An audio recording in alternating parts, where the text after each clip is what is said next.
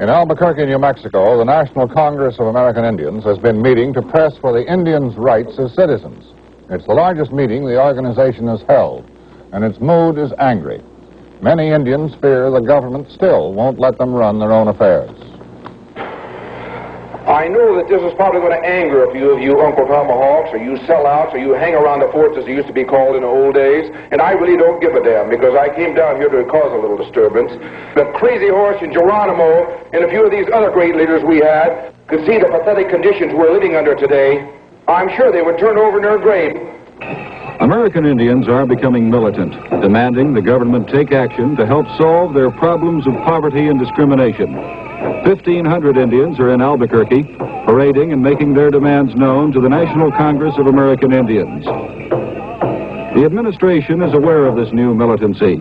Secretary of the Interior, Walter Hickel, who is in charge of Indian affairs, was sent out along with Vice President Agnew to reassure the Indians that the Great White Father will provide for them. Senator Edward Kennedy also appeared, pledging to support Indian causes just as his brother Robert had done. The federal government's Indian policies have been continuing national failure of major proportions. These policies have swung between harsh policies of starving the Indians into submission or kind of policies of helping them become non-Indian. Now, I would have to agree that these policies have been less than effective. However, I must remind you that Senator Kennedy's party presided over those failures for the past 8 years. 8 years of Democratic control of the White House with a Democrat-controlled Congress. To some Indians, it looked like partisan bickering over their problems. They didn't like it and took out their wrath on Hickel. There will be no plan concerning Indians without having Indians in the planning. There will be no programs for Indians without Indians running the program.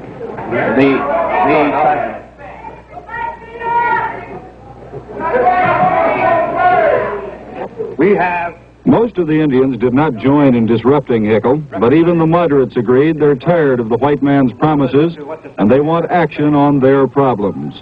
Don Oliver, NBC News.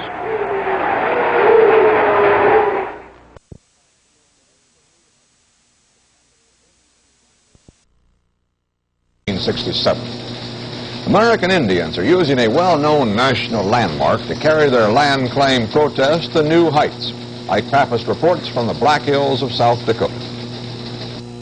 Another dawn rises over Mount Rushmore, over Washington and Roosevelt, Jefferson and Lincoln. But it also rises these days over a small band of American Indians who cling not only to the craggy edges of the mountain, but to the hope that someday this land will be theirs again.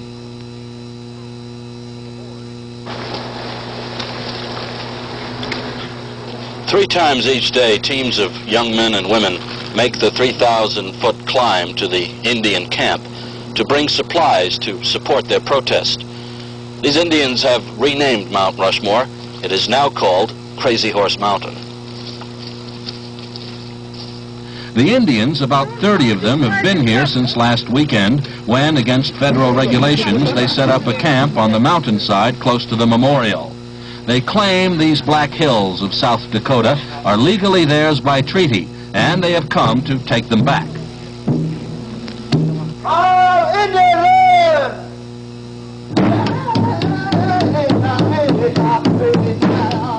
To dramatize their protest, the Indians perch on a ledge overlooking the main pavilions and shout slogans to the tourists below. Crazy Horse!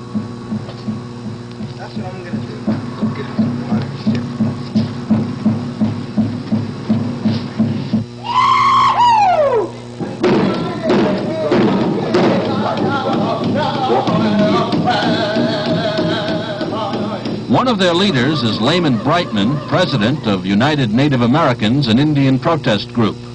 Well, first I should say the federal government said this land would belong to us as long as the grass grows and the water flows and the sun shines.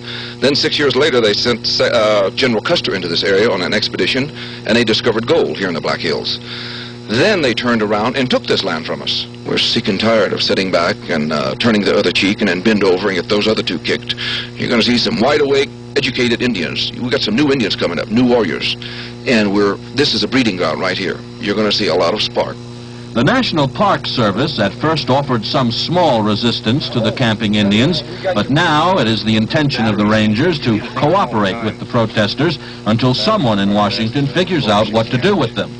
Wallace McCaw, president of the National Memorial. They say they have a right to the land. Yes, and it's never been finally determined in the courts or by